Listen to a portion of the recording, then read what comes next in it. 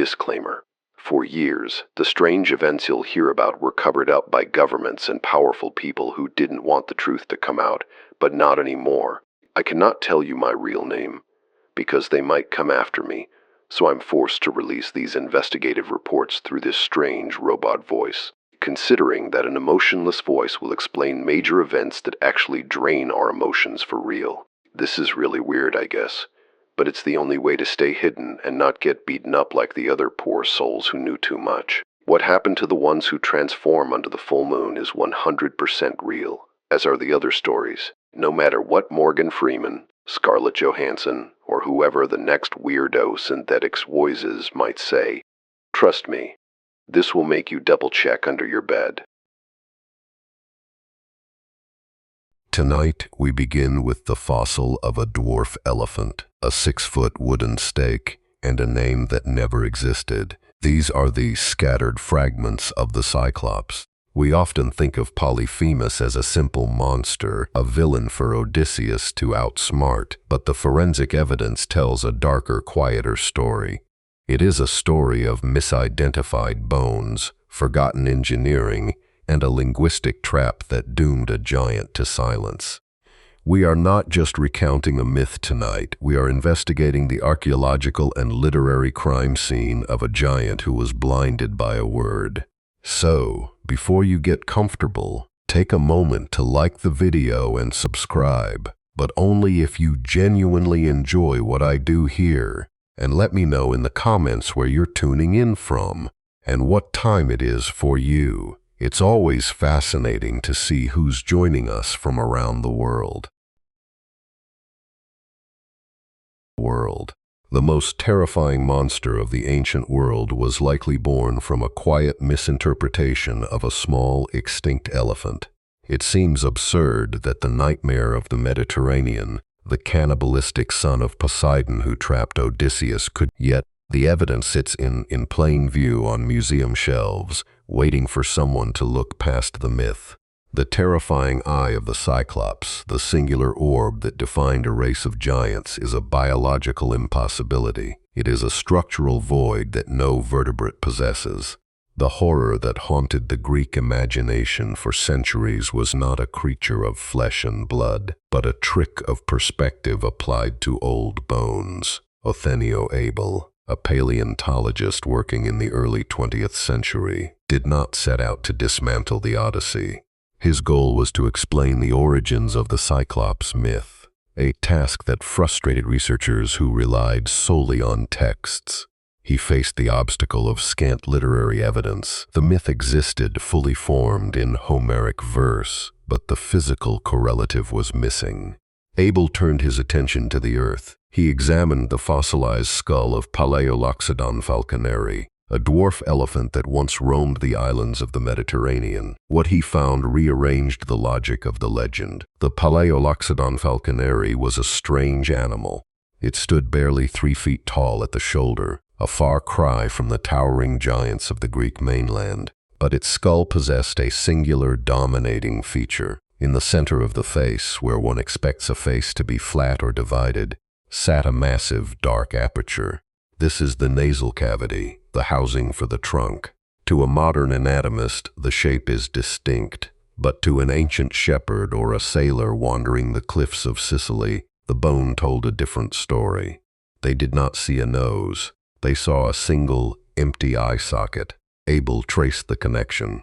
The fossilized skull of Palaeoloxodon falconeri rests today in museums, small and strange, a dense object of calcium and time.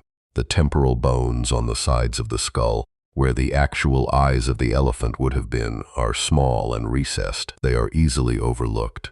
The central cavity, however, is vast. It dominates the structure. If a human finds this skull, partially buried in sediment or washed out of a cliff face, the brain defaults to the known. It maps the human form onto the bone. A single central hole implies a single central eye. This is where the biological reality fractures and the myth hardens. The dwarf elephants of Sicily and Malta went extinct long before the first Greek trireme cut the waves. They left behind their bones in caves and sedimentary deposits. The island of Sicily, specifically the area around Mount Etna, is riddled with these fossils. The ground itself remembers the beast. Homer places the Cyclops in this exact region, a land of wild pastures and high peaks. The geography of the myth aligns perfectly with the geography of the fossils. The mistake was not a lie. It was a reasonable deduction based on incomplete data. The ancient observers found the skull. They saw the eye. They imagined the body required to support such a head. Since the skull belonged to an elephant, even a dwarf one, it is significantly larger than a human skull. If the head is this big, the man must be a mountain. Abel published his findings in 1914. He argued that the Cyclops was not a supernatural entity but a fossil illusion. The theory strips the magic away, but it replaces it with a tangible human error. The terror of the Cyclops comes from this specific anatomical quirk. The nasal cavity of an elephant is huge. It allows for the passage of the trunk, a muscular, sensitive organ. Without the trunk, the hole is a void. It is a dark, silent pit. It looks like a wound or a weapon. It looks like a target. Consider the shepherd who stumbles upon this object in the ruins of a cave. The light is dim. The air is thick with dust. He lifts the heavy bone. He brushes away the dirt. He sees the single eye staring back at him. He does not think of a dwarf elephant. He thinks of a monster. He runs back to his village. He speaks of the one-eyed giant who lives in the hills. The story travels. It moves from mouth to mouth, evolving with each telling. By the time it reaches the ears of a poet, the dwarf elephant is gone. Only the giant remains. The prehistoric mistake theory gains weight when we look at the behavioral descriptions in the myth. Homer's Polyphemus is a shepherd. He tends to his flocks. He lives in a cave.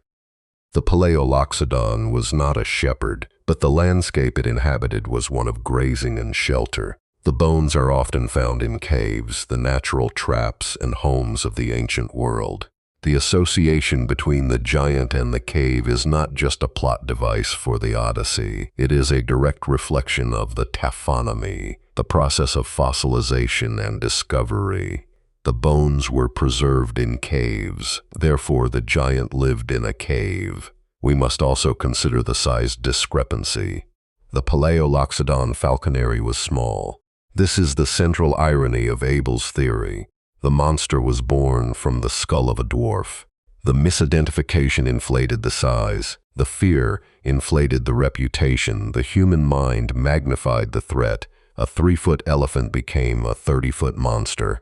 The distortion is proportional to the fear. The bigger the eye socket, the bigger the lie. This brings us back to the anchor object. The fossilized skull on the museum shelf is quiet now. It sits behind glass, labeled and categorized. The violence of the myth, the blinding, the screaming, the boulder hurled at the ships, is absent from the bone. The bone is innocent. It never had an eye. It never had a body that could crush a man. It was simply a small elephant, grazing on island vegetation, unaware that its death would birth a nightmare. Othenio Abel solved the riddle of the form, but he also exposed a flaw in the human sensorium. We see patterns that are not there. We invent monsters to explain the silence of the earth. The Cyclops is not a creature of the sea or the underworld. He is a creature of the dirt. He is the ghost of a misread bone. The Greeks looked at the skull of an elephant and saw the face of a god. They built a theology of fear around a nasal cavity. The implications extend beyond Polyphemus. If the Cyclops is a dwarf elephant, what else in the corpus of myth is a fossil? The giants, the dragons, the griffins. Adrian Mayer and other scholars have expanded on Abel's work, pointing to the gold-guarding ants of Herodotus as misidentified marmots, or the griffin as a protoceratops. But the Cyclops remains the most persuasive example. The visual match is exact, the geography is exact, the timeline fits. The story of the blinding, the central trauma of Polyphemus's life, becomes a dark comedy in this light. The hero aims for the eye, but the eye never existed. He drives the stake into the nasal cavity of a skull that was already empty. He blinds a ghost. The violence is real, but the target is a phantom. The monster screams because that is what monsters do in stories. In reality, the bone just cracks. The museum shelf holds the truth. The Palaeoloxodon falconeri stares out with its hollow, trunkless face. It does not blink. It waits for the next observer to make the same mistake, to see the void and fill it with terror. The giant is small. The monster is extinct. The only thing that remains is the error calcified in myth. The Greeks credited the construction of their greatest fortresses to monsters because they could not believe humans were capable of lifting such a weight. When the travelers of the classical era stood before the ruined walls of Mycenae and Tiryns, they did not see the work of their ancestors. They saw the impossible. They saw stones that defied the limits of human muscle. The only logical explanation for these mountains of rock was that a race of giants had walked the earth. The ancient builders of the Lion Gate aimed to create an impregnable fortress. Their goal was security through mass. They stacked limestone blocks with a precision that seems brutal until you realize the intention. The obstacle they faced was the fragility of the Bronze Age state. Walls fall. Enemies come. To counter this, they built with stones that time itself could not move. They succeeded too well. Their engineering was so advanced that future generations, seeing the massive stones, invented the Cyclops to explain the obstacle of their own forgotten history. Consider a single limestone block from the wall of Tiryns. It is rough, unpolished, and weighs 20 tons. It sits there today, just as it did 3,000 years ago. A modern crane lifts this weight with ease, but for a human hand, for a back straining under ropes and wood, this block is a mountain. The sheer physical presence of these stones creates a silence. You stand before them, and the wind dies. The size presses down on the chest. It is easy to understand why the later Greeks looked at this and thought monster. The term Cyclopean was not a compliment to the architects. It was an admission of confusion. The historian Pausanias, writing in the 2nd century AD, traveled to Argolis. He saw the walls of Tiryns. He wrote that the stones were huge, much larger than any used in his own time. He recorded the local belief. These walls were built by Cyclops from Lycia. The myth had become history. The creature that Odysseus blinded it in a cave was now a stonemason hired by the kings of the Peloponnese. This attribution reveals a gap in cultural memory. Between the fall of the Mycenaean palaces around 1200 BC and the rise of classical Greece, there was a collapse. The world burned. The knowledge of how to move a 20-ton stone without a wheel, how to fit irregular blocks together without mortar, vanished. The later Greeks lived in a world of smaller stones and weaker walls. They looked at the ruins of their own past and felt small. They filled the gap in their knowledge with a giant. The construction method itself supports the idea of human industry, not monster magic. The blocks are not uniform. They are polygonal. They fit together like a puzzle, locking into place with gravity and friction. No mortar holds them. This technique requires patience and engineering, not just strength. The builders used earthen ramps to slide the stones into position. They used wooden levers. They used water to reduce friction. It was a triumph of logistics. But the ramps rotted. The wood decayed. Only the stones remained. The Lion Gate at Mycenae stands as the pinnacle of this forgotten engineering. Above the door, a massive lintel stone spans the entrance. Estimates place its weight at over 20 tons. It bears the weight of the wall above it. And above the lintel sits the relief sculpture, 2 lions standing on a pillar. This is the first monumental sculpture in Europe. It is the signature of a civilization that wanted to be remembered. Yet the sculptors are unknown. The engineers are nameless. The credit went to the Cyclops. The builders worked to make their names immortal. They built walls that would last forever.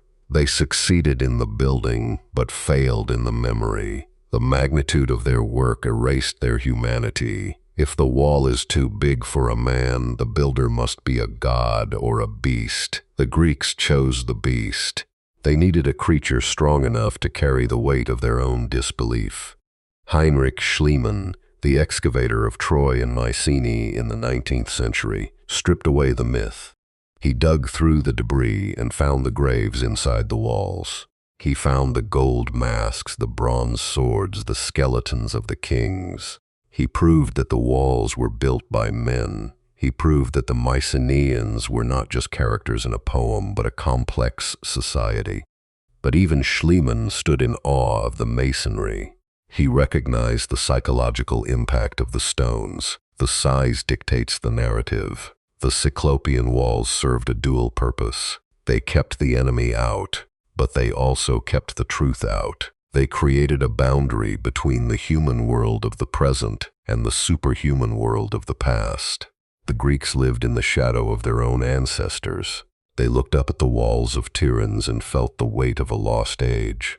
They invented the Cyclops to bridge the distance. The giant was a comfort. A giant explains why you cannot lift the stone. Without the giant, you are just a weak human standing before a feat you do not understand. The rough texture of the Tiryns block tells the story of labor. It is not smooth, it is not finished like the marble of the Parthenon. It is jagged, broken from the quarry face. It retains the marks of the hammer. It is aggressive. This is the architecture of fear. The Mycenaeans were a warlike people. Their walls were statements of power. The Cyclops myth fits this aesthetic. A monster builds a fortress for a tyrant. It aligns perfectly. We look at the block now. We measure the stress limits. We calculate the man-hours. We strip the magic away. But we cannot ignore the psychological reality of the viewer. For 1,000 years, the standard explanation for these walls was a one-eyed giant. That belief is a historical fact. It shaped how the Greeks viewed their own landscape. Every ruin was a potential home for a monster. Every unexplained pile of stone was evidence of the supernatural. The physical reality of the stone contradicts the biological reality of the Cyclops. A creature with a single eye lacks depth perception. Depth perception is crucial for placing one irregular stone upon another. A Cyclops would be a clumsy builder. The walls would tumble. The precision of the lion gate demands 2 eyes. It demands stereoscopic vision to judge the fit.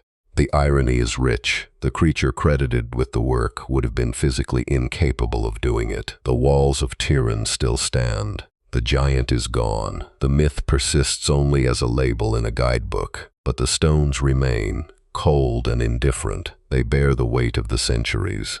They are the receipts for a labor that history forgot. The builders achieved their goal. They built an impregnable fortress. The fortress survived. The names of the builders did not. The myth of the Cyclops was the price they paid for building too well. They created a wonder that outlasted their own memory, and the void was filled by a monster. The giant who terrorized sailors was also the prisoner of the earth, breathing smoke from his subterranean forge.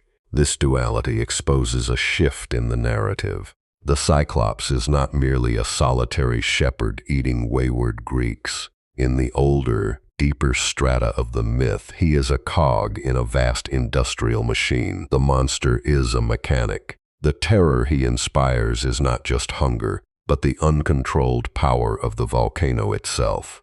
Hephaestus, the smith god, sought a workshop capable of producing divine weaponry. His goal was the creation of indestructible metal, thunderbolts for Zeus, shields for Achilles.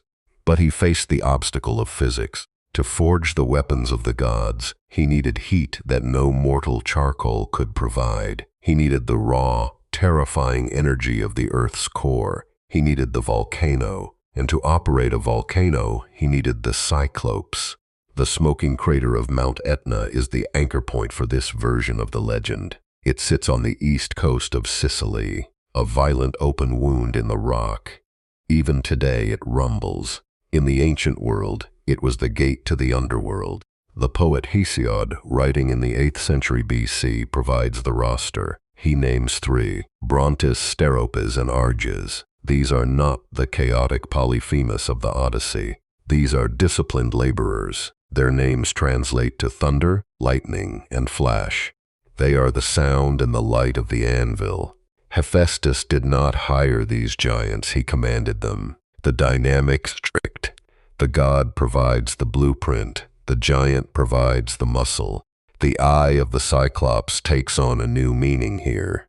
It is the lens of the forge, the concentrated point of heat needed to melt adamantine. A single eye suggests focus. It suggests the tunnel vision of a smith staring into the fire, judging the color of the steel. The physical deformity becomes a professional necessity. The association between the Cyclops and the volcano is etymological and geological. The Greeks heard the rumbling of Etna. They did not have the language for tectonic plates. They had the language of the workshop. The deep, booming sound from the mountain was the strike of a massive hammer. The smoke was the exhaust of the bellows. The lava was the slag, the waste product of a divine production line. They mapped the industrial process onto the geography. Callimachus, a scholar of the 3rd century BC, records the hymn to Artemis. He describes the Cyclops working on the island of Lipara, just north of Sicily. He paints a scene of industrial horror.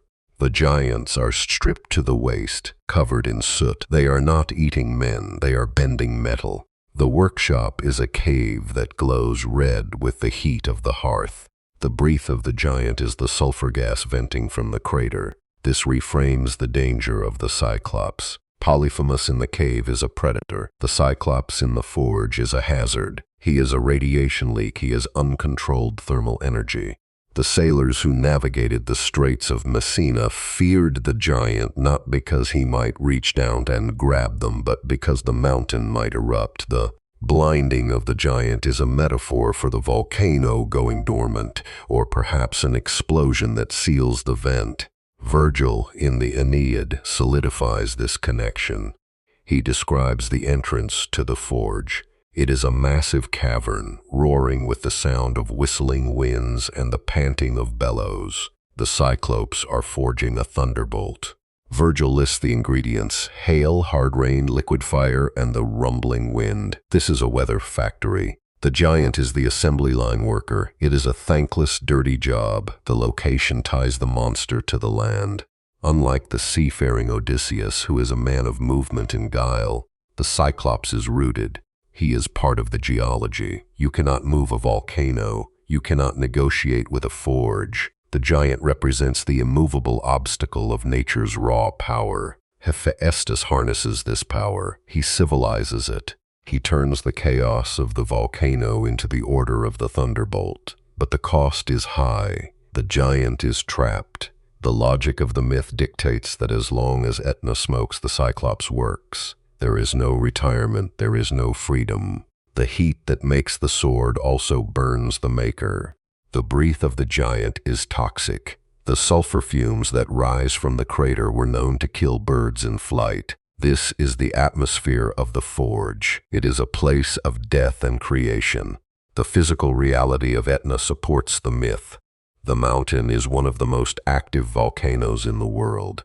The eruptions are violent. The lava flows destroy towns. The ancient observer saw this destruction and looked for a cause. A giant hammer striking an anvil was the most logical explanation. The scale of the destruction demanded a giant agent. A man could not move that much earth. A god would not dirty his hands. The Cyclops was the perfect intermediary, a being with the strength of a god and the servitude of a man. We see a split in the identity of the monster. The Odyssey gives us Polyphemus, the pastoral loner. The Theogony gives us the brothers, the industrial collective. Over time, these images merged. Later poets placed Polyphemus himself on the slopes of Etna. They gave him the attributes of his brothers. He became both the shepherd and the smith. The blinded giant, stumbling in the dark, became the rumbling earthquake, blind and furious underground. The fusion of the smith and the monster changes the crime of Odysseus. Blinding Polyphemus is not just self-defense. It is sabotage. It is an attack on the infrastructure of the gods. If the Cyclops is the maker of thunderbolts, then blinding him hampers Zeus. It disrupts the supply chain of Olympus. The nobody trick becomes more than a pun. It becomes a way to evade the liability of industrial espionage. The forge of Hephaestus is a dark, loud place. It is the antithesis of the quiet marble halls of the gods. It is the engine room of the cosmos. The Cyclops is the stoker. He feeds the fire. He is defined by his labor. There is no personality in Hesiod's account, only function. They are tools. The blinding of Polyphemus by Odysseus gives the giant a personality, a voice, and pain. It humanizes the machine. But the volcano does not care about humanization, it merely smokes. The breath continues. The giant is still down there according to the logic of the myth. The smoke from Etna is the proof. The giant is still working. The fire is still hot.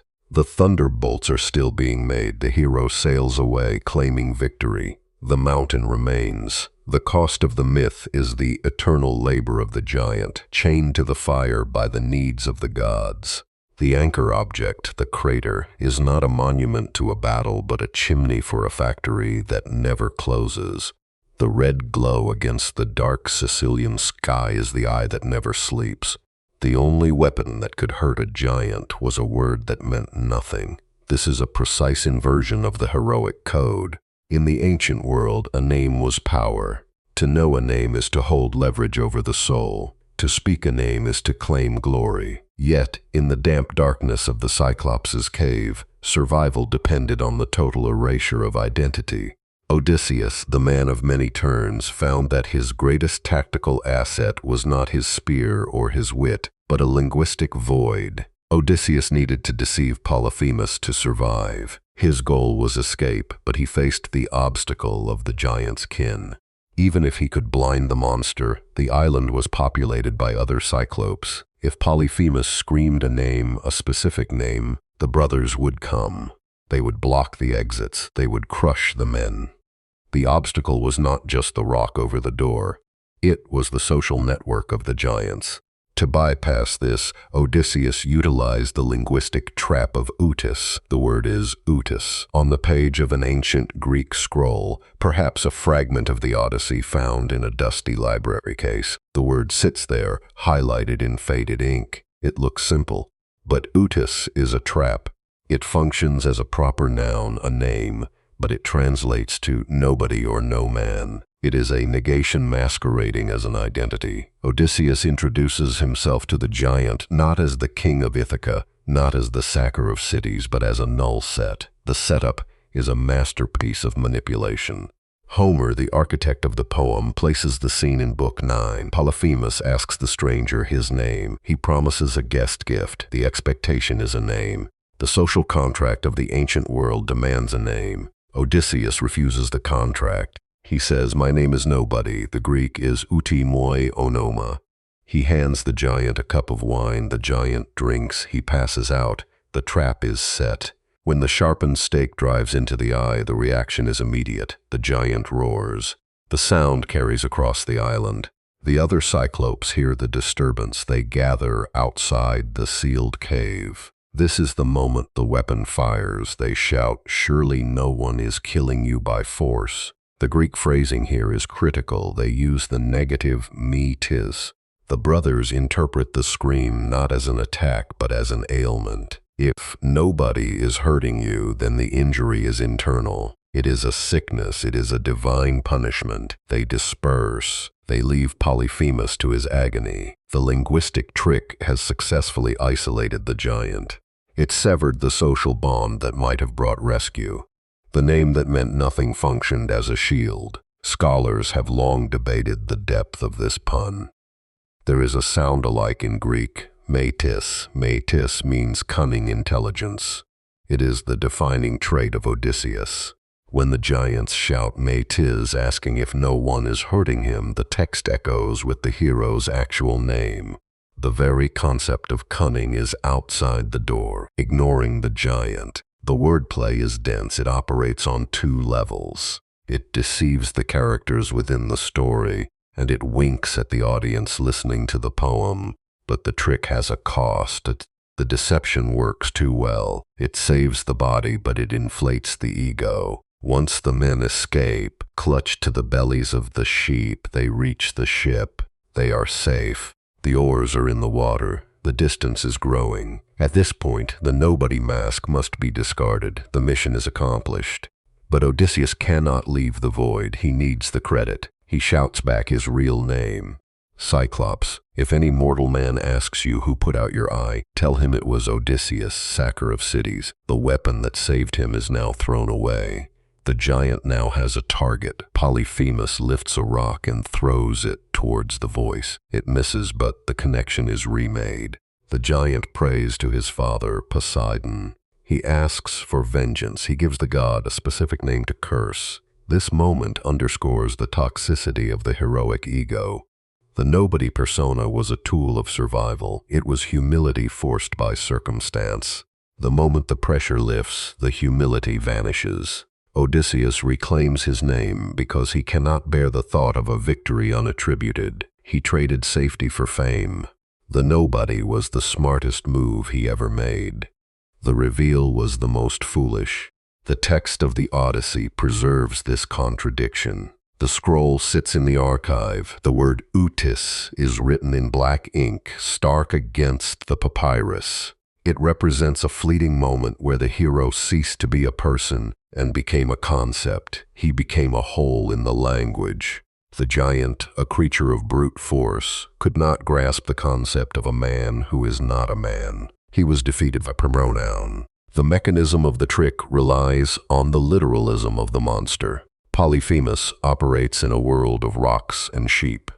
Language, for him, is a simple label. He has no room for metaphor. He has no room for irony.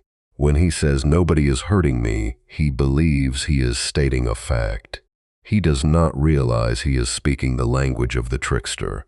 The brothers, equally literal, accept the fact. The failure is not in the giant's intelligence, but in his inability to conceive of a lie so brazen. We see the forensic evidence of the escape in the sheep.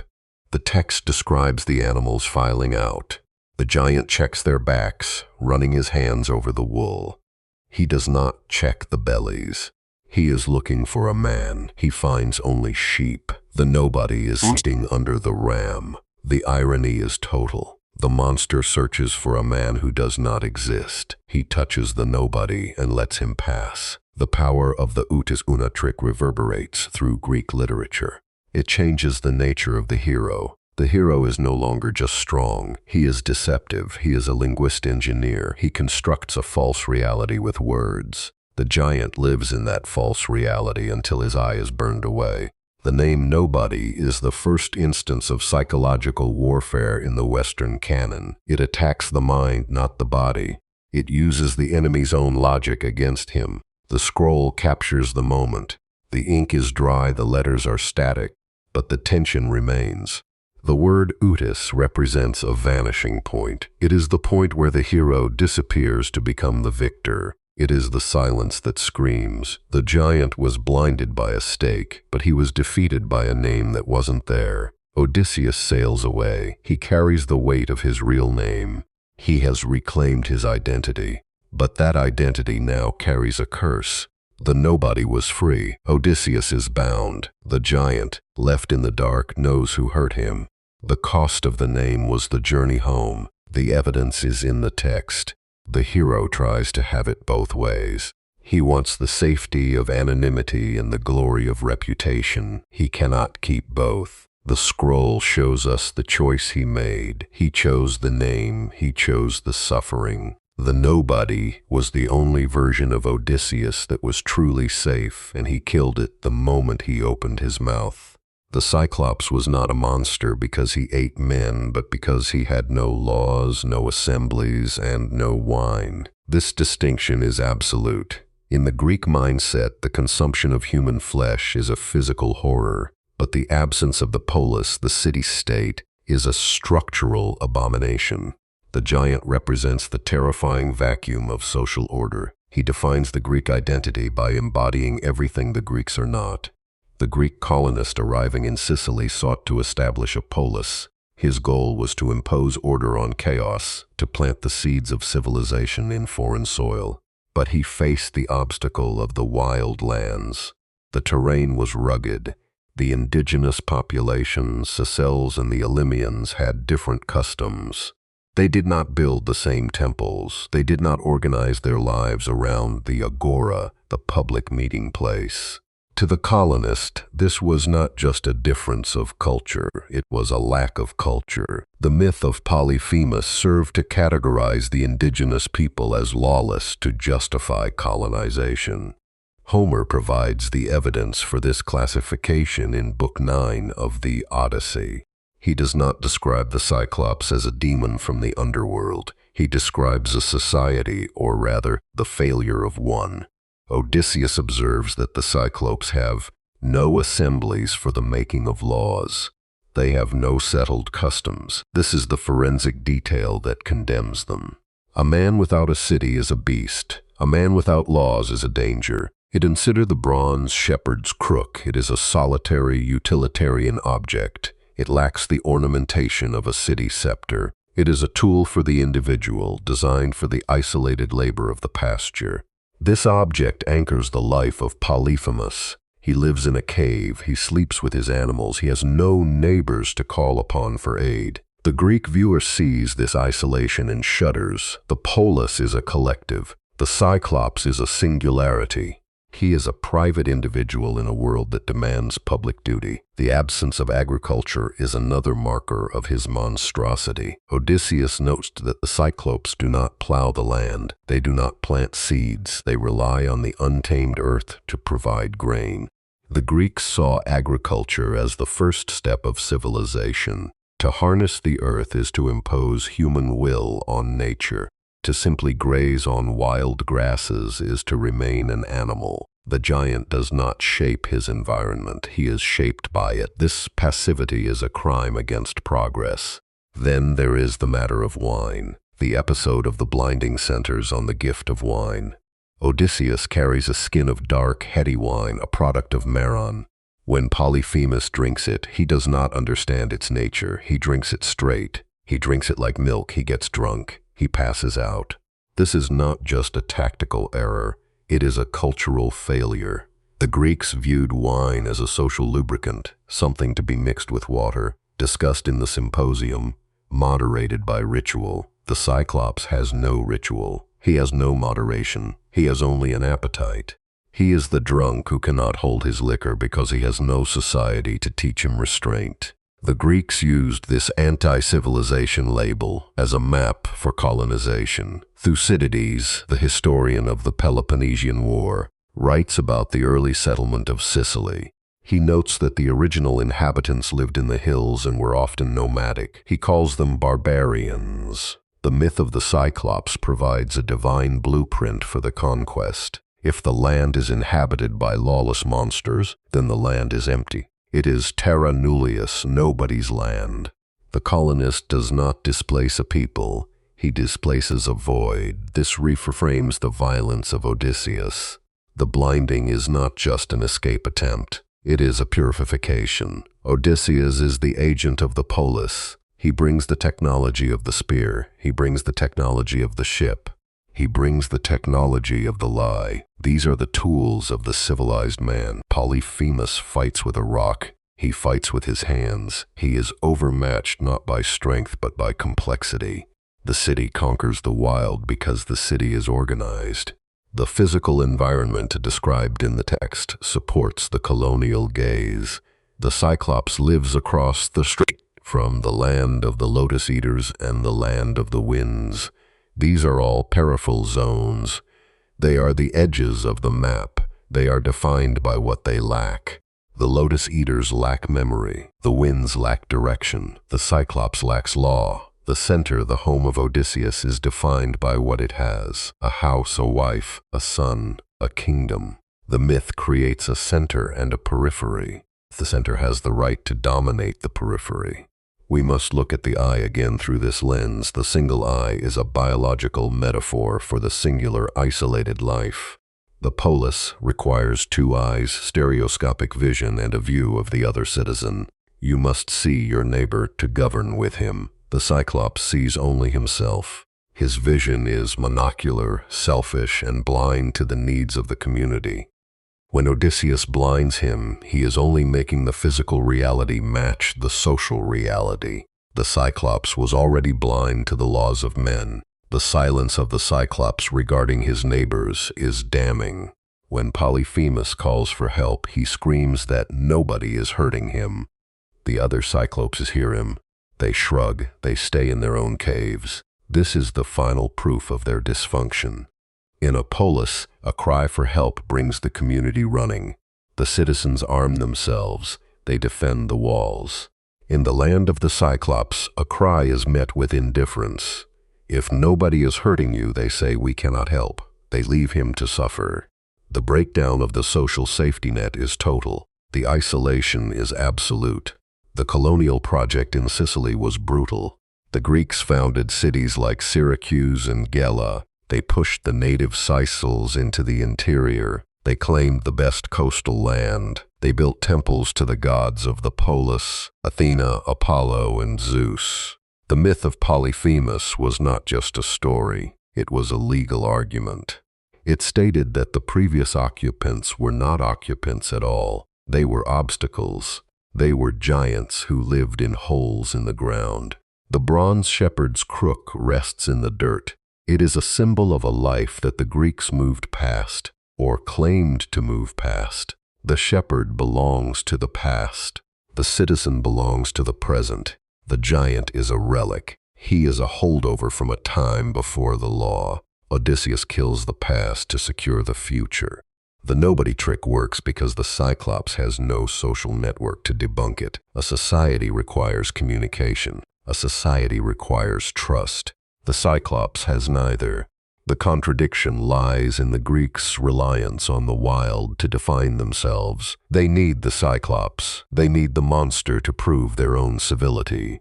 Without the lawless giant, the lawful king has no contrast. The polis defines itself against the cave. The wine defines itself against the raw drink. The assembly defines itself against the silence. The monster is not an accident of nature. He is a necessary component of the Greek worldview. He is the negative space that allows the shape of the city to exist. The colonization proceeded. The cities rose. The myths were told in the marketplaces. The listeners heard of the giant and felt superior. They heard of the blinding and felt justified. The law had come to the island. The law had blinded the lawless. The bronze crook was discarded or melted down for weapons. The cave became a landmark for sailors. The anti-civilization was conquered not by armies, but by the definition of what it means to be human. The giant was left in the dark, a monument to the danger of being alone. The giant who devoured men was himself devoured by a liquid he could not understand. The physical strength of Polyphemus was absolute. No man could best him in a contest of arms. But the giant possessed a fatal blind spot, not in his eye, but in his chemistry. He was a creature of raw, unprocessed nature.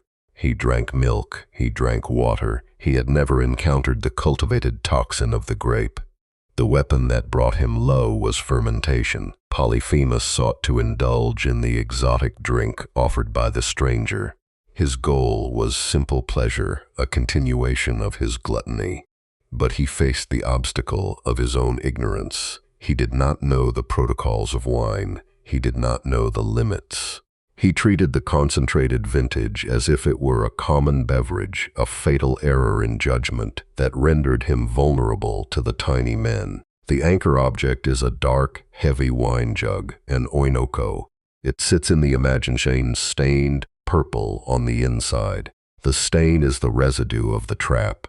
This vessel contained the dark wine of Maron. It is a specific artifact with a specific provenance. Homer is precise in his description of the wine's origin.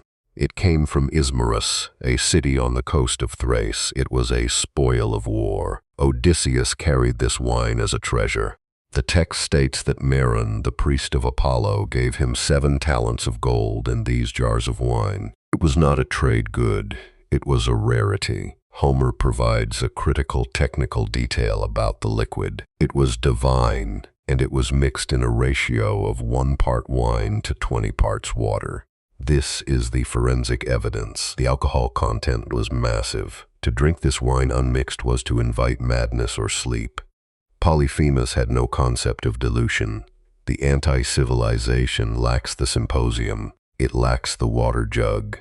The Cyclops lived in a world of pure intake. When he demanded the wine, he drank it in great gulps. He devoured it. The verb is telling. He did not sip. He ate the liquid. The alcohol hit his system with the force of a hammer. The biological reaction was inevitable. The text describes the giant's reaction in 3 distinct stages. First, the request for more. The dopamine spike. The taste was sweet, like nectar. Second, the demand for the name. The alcohol loosened the tongue, but also the guard. He offered the guest gift, the promise to eat Odysseus last. This was the logic of the drunkard, a negotiation with his own appetite. Third, the collapse, the vomit, the sleep. The wine acted as a chemical Trojan horse. It entered the fortress of the body voluntarily. The giant welcomed the enemy inside his own defenses. This is a different kind of warfare than the blinding. The blinding was an assault from the outside. The wine was an insurrection from the inside. The giant's own metabolism turned against him. The devouring was a process of intoxication, a shutting down of the senses.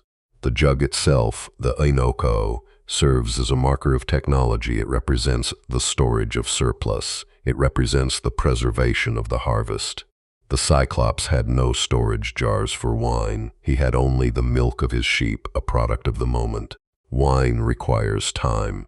It requires the aging process. It is a product of civilization. The giant held the artifact, but he did not understand the process that created it. He held the result, but missed the centuries of development. Homer's description of the wine's effects borders on the medicinal. It acted as a drug.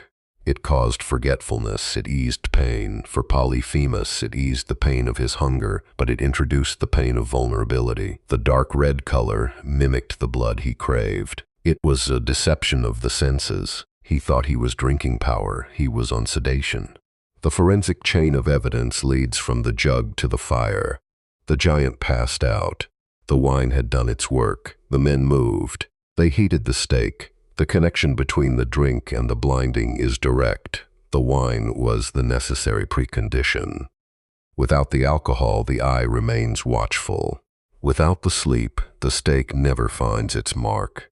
The wine of Maron was the first strike. The quantity consumed is a matter of calculation. The text mentions that the jar held about 6 pints. A 6-pint intake of undiluted, high-proof ancient wine is a lethal dose for a man. For a giant, it was a knockout blow. The sheer volume speaks to the giant's hubris. He drank a man-sized portion of a god-strength liquid. He exceeded his own capacity because he had no metric for moderation.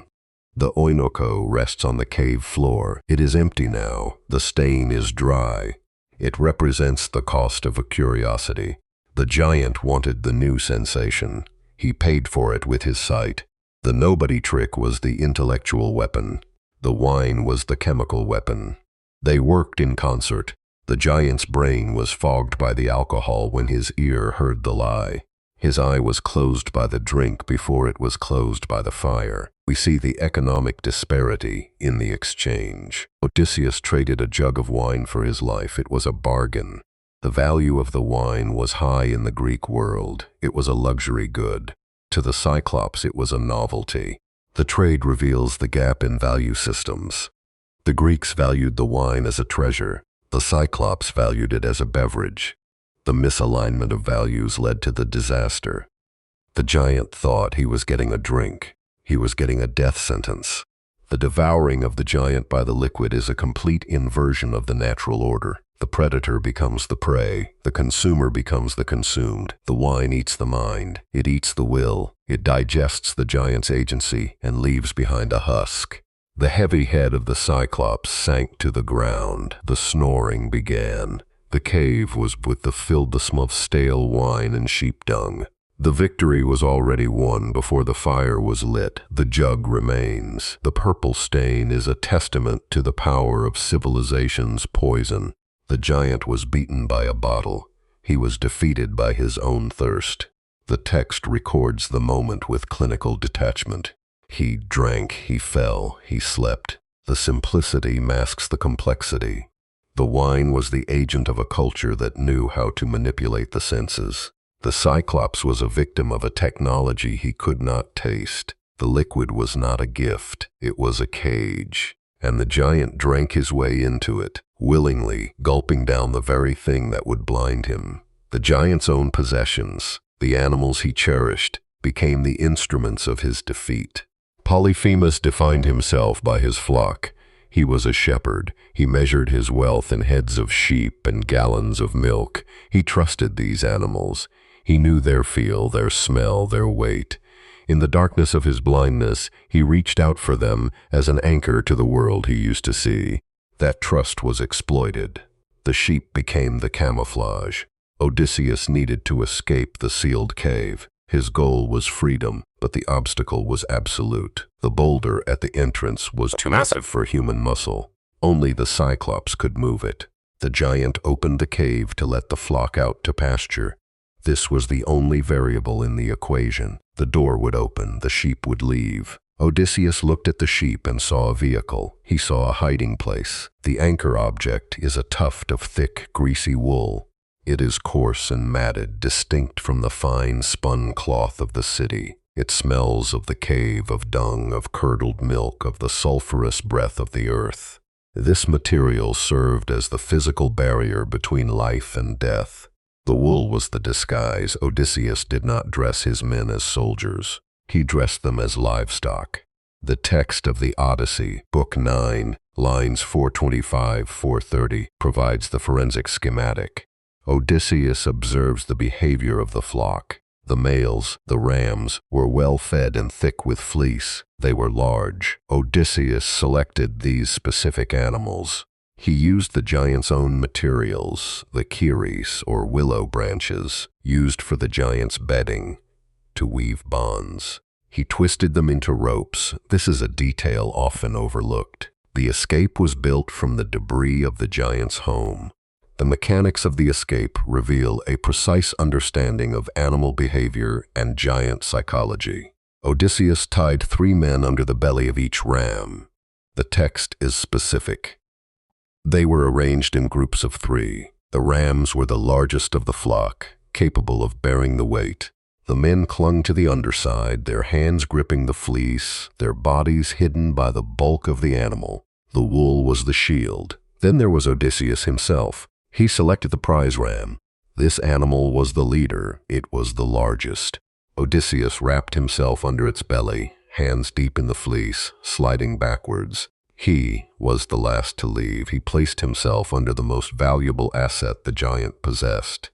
This was a calculated risk. The giant would likely pay the most attention to his prize. The scene shifts to the exit. Morning comes. The giant rolls back the stone. He sits in the doorway. He is blind, but he is not passive. He establishes a checkpoint. He runs his hands over the backs of the animals as they file out. He is searching for the men. He expects them to try to sneak past on foot. He expects a vertical threat, a man standing. He does not expect vertical integration. He does not check the bellies. The forensic failure here is the assumption of separation. The giant assumes that a man is a man and a sheep is a sheep. He lacks the imagination to conceive of a hybrid. He feels the wool. He feels the spine. He feels the ribs. He misses the cargo underneath. The sheep's shield works because it violates the categories of the giant's world. Then the giant encounters the prize ram. The anchor object comes into play. The ram stops. It is heavy with the weight of Odysseus. Polyphemus strokes the ram's back. He speaks to it. The text records the words. He asks the ram why it is last. Usually, this ram leads the flock. The giant suspects something is wrong, but he misinterprets the data. He thinks the ram is sad for his master's blindness. He says, "You are sorry for your master's eye." This moment exposes the giant's isolation. He pours his grief into the animal. He pets the very wool that hides his enemy. He touches the instrument of his defeat and feels only pity for himself. The contradiction is stark. He is holding the key to the mystery in his hands, and he lets it walk past. He asks the ram to speak. The ram remains silent. It carries Odysseus out into the light. The sensory detail of the wool is critical. It is greasy. The lanolin coats the hands of the men. The smell is pungent. It masks the scent of the Greeks. The giant, relying on touch, is fooled by the texture. He feels the coarse outer coat. He does not feel the sweat of the terrified men inches below his palms. The wool acts as a sensory dampener. It blunts the giant's perception just as the wine blunted his mind. We must consider the physical strain on the men. They are suspended upside down or pressed against the bellies of moving beasts. The rams are walking. The gait is uneven. The men must hold their breath as they pass the giant's knees. One slip, one cough, one loose grip, and the game is over. The text does not dwell on the physical cost, but the physics imply it. The strength required to hold on after a night of blinding a giant and carrying a heated stake is immense. The flock moves. The sheep act as a collective unit. This is their nature. The men become part of the herd. They adopt the rhythm of the animals. They move at the pace of the sheep. This is the only time in the Odyssey where the hero escapes not by fighting, not by sailing, but by grazing. He submits to the rhythm of the beast. The giant's touch is the final filter. It is a filter of his own making. He owns the sheep. He cares for them. That care is the vulnerability. If he did not value the flock, he might have slaughtered them all in a rage. If he had not petted them, he might have found the men. His identity as a shepherd is his undoing. The sheep are not just property. They are extensions of his body in the dark, and the enemy rode them out. The contradiction of the nobody trick was auditory. The contradiction of the sheep as shield is tactile. The giant touches the truth and fails to recognize it. He verifies the security of his exit personally. He authorizes the escape. He watches, with his hands, the enemy walk free. The wool passes under his fingers, the tuft of greasy hair. Smelling of the outdoors, slips into the sunlight. Odysseus drops from the belly. He unties his men. They are safe. They are surrounded by the flock. The giant is left in the dark, listening to the retreating hooves. He has lost his eye, his wine, and his flock. He has been defeated by his own inventory. The sheep, the silent witnesses to the cannibalism, become the accomplices to the escape. The sheep as shield proves that the giant's fortress was porous. The walls were stone, but the border was made of wool, and wool can be breached. The tuft of wool remains on the ground outside the cave. It is a shred of evidence. It marks the spot where the giant's dominion ended. The possession that defined his life was the vehicle that carried his doom. The shepherd was blindsided by the flock. The obstacle, the boulder, was bypassed by the asset. The giant stood in the door, checking for thieves, while the thieves walked past him, wearing his own wealth. To see the truth, the giant had to lose his eye. This is a physical exchange that operates like a cruel economic transaction. The giant traded his sight for an understanding of his own vulnerability. The price was paid in tissue and fluid. It is where the cannibal becomes the victim, and the guests become the surgeons. Odysseus and his men needed to subdue a being far stronger than themselves. Their goal was survival, but the obstacle was the sheer mass of the Cyclops. A direct assault was impossible. They could not stab him in the heart. The ribcage was too deep. They could not strangle him. The neck was too thick. They needed a target that was exposed and vital. They chose the eye. It was the only soft point on a body of stone. The anchor object is a length of green olive wood. It is a specific material, chosen for its properties. Homer identifies it in the text as the stake or skewer. It was not a weapon brought for war. It was a tool found in the cave, likely used by the giant to stir fires or corral sheep. The men took this mundane object and converted it into an instrument of torture. The preparation of the stake reveals a forensic understanding of physics. The wood was green. It was fresh. This meant it held moisture. It would not snap under pressure. Odysseus and his men sharpened one end.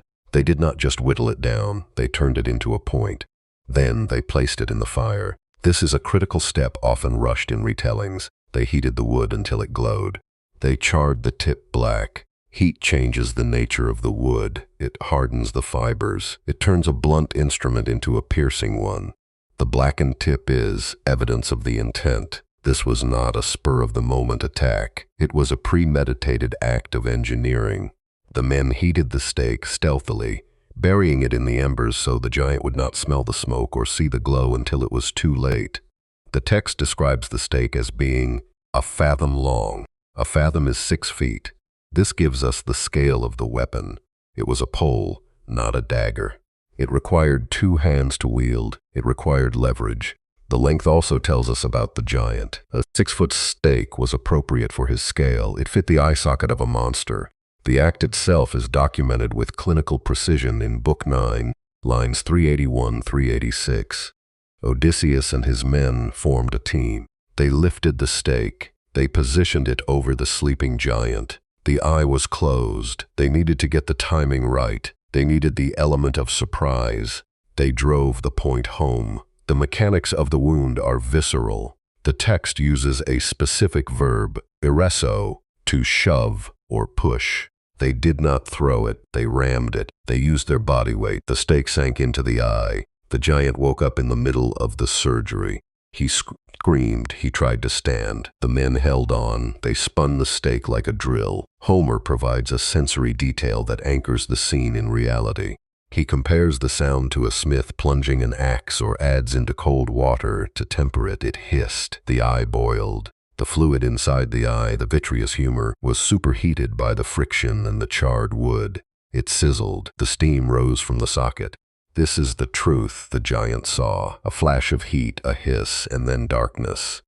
The use of the olive wood stake connects the violence to the earth. The olive tree is a symbol of agriculture, of settled life. The Cyclops, as established, is a creature of the wild. He is the anti-civilization. The stake represents the imposition of civilization's violence on the wild. It is wood, the product of the earth refined by fire and human hands, used to dismantle the primitive power of the giant. The giant's reaction validates the effectiveness of the weapon. He did not die immediately. The eye was destroyed, but the brain was intact. The pain was blinding in its own right. He thrashed. He pulled the stake from his eye. He threw it away. But the damage was irreversible. The charred black at the tip had done its work. The surface area of the wound was cauterized by the heat, yet the depth ensured the blindness was total. We must acknowledge the risk. The men were within arm's reach of a screaming, flailing monster. They had to withdraw the stake and scramble away before the giant caught them. The text says the giant tried to grab them, but he was blind. He was flailing at shadows. The stake had removed his ability to target his enemy. He was reduced to a massive blind force. The stake, now bloody and cooling on the floor of the cave, is a receipt of the transaction. The giant's sight was purchased with a piece of firewood. The truth he learned was that strength is nothing without perception. He had the power to crush them, but he could not find them. The darkness was absolute. This scene is often remembered for the gore, but the real story is in the leverage. The men applied force to a point. They used the giant's size against him. A large eye is an easy target. A sleeping giant is a passive victim. The olive wood stake was the needle that popped the balloon. It was a simple solution to a complex problem of violence. The contradiction of the hook resolves here. The giant thought his size protected him. He was wrong. His size made him a target. The stake proved that a 6-foot pole is just as deadly as a sword if the wielder is desperate enough. The green olive wood, once a tool for the fire, became the instrument of the giant's ruin. The charred tip, the hissing eye, the screaming giant, these are the material facts of the myth. The truth was not kind. It was hot, sharp, and final. The giant lost his eye, and the men bought their lives with a stick. When the giant cried for help, his honesty was mistaken for madness. Polyphemus, reeling from the trauma of the blinding, did exactly what a social creature is programmed to do. He called for his community. He sought aid.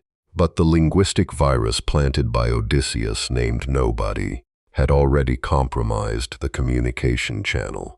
The giant broadcast a distress signal that sounded like silence. Polyphemus wanted his brothers to avenge him. His goal was retribution, or at the very least, medical intervention. But he faced the obstacle of his own words. He had been tricked into adopting a moniker that nullified his existence. When he screamed that nobody was killing him, the other Cyclopes did not hear a plea for help. They heard a statement of solitude. The name acted as a silencer. The jagged entrance of the sea cave serves as the anchor object for this tragedy. It is the filter between the private agony of the giant and the public world of the island. The cave mouth funneled the sound outward. The giant's roar was loud enough to shake the rocks. It carried across the valleys of Sicily, but the physical force of the sound was irrelevant. The content of the message was empty. Homer's text in Book 9, lines 394-406, records the exchange with the precision of a transcript. The neighbors arrive. They stand outside the cave. They ask the crucial question, surely no one is killing you by force. The Greek phrasing is key. They ask if Metis, a specific someone, is hurting him, or they ask if he is suffering alone. Polyphemus answers from the dark. He uses the name he was given. Nobody is killing me. He shouts it. He is specific. He is accurate. In his mind, he is identifying the attacker. To the listeners outside, he is describing a void. The contradiction is absolute. The giant believes he is naming his murderer. The neighbors believe he is describing a stomachache. The reaction of the other Cyclopes is forensic evidence of their worldview. They do not rush in to check on him. They do not investigate. They render a verdict based on the audio data. They conclude that he is suffering from a sickness sent by mighty Zeus. In the ancient world, sudden internal agony with no visible external enemy was divine punishment. It is a disease. You do not fight a disease with spears. You treat it with prayers. They offer him some advice. They tell him to pray to his father, Poseidon. Then they leave. They walk away. The dismissal is swift. The social safety net that might have saved the giant's sight if they had entered and caught the men was dissolved by a pronoun. The isolation of the Cyclops, which was previously a choice of lifestyle, became a forced reality. This moment exposes the fragile nature of their society. The Cyclopes are depicted as isolationists. They do not have assemblies. They do not have laws. They live in separate caves. They come together only when they hear a scream.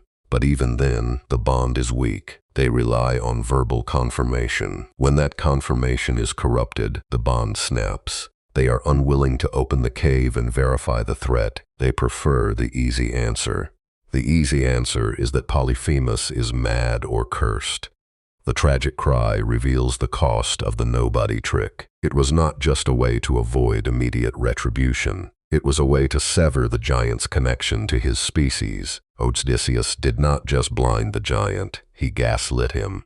He made the giant complicit in his own abandonment. Polyphemus spoke the truth, and the truth sounded like a lie. The cognitive dissonance must have been staggering. He was screaming the name of his enemy, but the name meant no enemy. The acoustic environment of the cave plays a role. The crashing waves, the groan of the giant, the echo of the stone walls. This noise should have signaled danger, but the clarity of the nobody claim cut through the noise. It was the only part of the message that arrived clearly, and that clarity was the trap. If the giant had simply said, "A man is killing me," the neighbors would have come. They would have blocked the exits. They would have found Odysseus. The specificity of the lie was the weapon. We see the forensic failure of the giant to adapt. He could have changed the syntax. He could have said, "The man who calls himself nobody is killing me," but he did not. The shock of the trauma locked him into the logic of the trick. He repeated the name like a broken record. He trusted that the name carried weight. He did not realize the name carried no meaning. The text treats the neighbors as a chorus of dismissal. They represent the indifference of the world. They stand at the threshold, they hear the cry, and they retire. They go back to their sleep. This is the ultimate horror for Polyphemus. He is surrounded by kin who are close enough to hear him but too distant to understand him. The sea cave entrance, designed to keep enemies out, became a cage that kept help in. The jagged entrance remains. It frames the empty air. The sound of the giant's groan eventually fades. The neighbors are gone. The giant is left alone with his pain and his new reality. The nobody trick has worked perfectly. It has turned a potential rescue operation into a dismissal. The social fabric of the Cyclopes was thin. Odysseus found the loose thread, their literal-minded nature, and pulled. The whole structure collapsed. The tragedy lies in the wasted breath. The giant screamed. He used his lungs. He projected his voice. He did everything a victim is supposed to do. The system failed him. The signal was sent, but the receiver was blocked by a semantic firewall. The contradiction of the tragic cry is that the volume of the scream did not matter, only the definition of the word. The giant was right. Nobody was killing him, technically, and that technicality cost him his vengeance. The cave mouth stands open, a silent witness to the power of a name that means nothing. The giant learned that in a world of literalists, a metaphor is a death sentence. He told the truth, and his brothers left him to rot. His name meant much spoken of, yet he lived a life of silence until his tragedy gave him a voice. The etymology cuts deep. Polyphemus suggests fame, rumor, and notoriety. But in the Homeric text, the giant is a silent rock. He grunts, he screams, he eats. He is a force of nature, not a conversationalist. The irony is that he only truly becomes Polyphemus, the much spoken of, after he loses his eye. The scar made him a celebrity. The poet Theocritus sought to explore the inner life of the monster. Writing in the 3rd century BC, centuries after Homer, his goal was not to tell a war story, but to capture a mood. He faced the obstacle of Homer's brutal portrayal. The Odyssey had cemented the Cyclops as a cannibalistic villain. Theocritus had to humanize the beast. He had to give the monster a soul without erasing the monstrosity. The anchor object is a set of panpipes, a syrinx, rustic, and bound with reeds. It lies discarded on a mountainside. This instrument is the bridge between the beast and the man. The Odyssey, the giant holds a club or a rock. In Theocritus, he holds a musical instrument. The shift in props signals a shift in character. Theocritus was a native of Syracuse, Sicily. He knew the landscape of the myth intimately. In his Idols, specifically Idol 11, he revisits the Polyphemus story.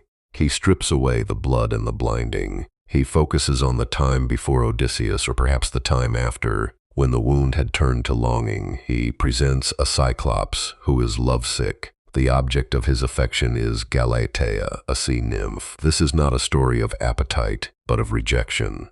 The giant sings. The text gives him lyrics. He complains that the nymph rejects him because he has one eye and a shaggy brow. He acknowledges his ugliness. This is a stunning psychological reversal. The Homeric Polyphemus feels superior to men. The Theocritan Polyphemus feels inferior to the gods.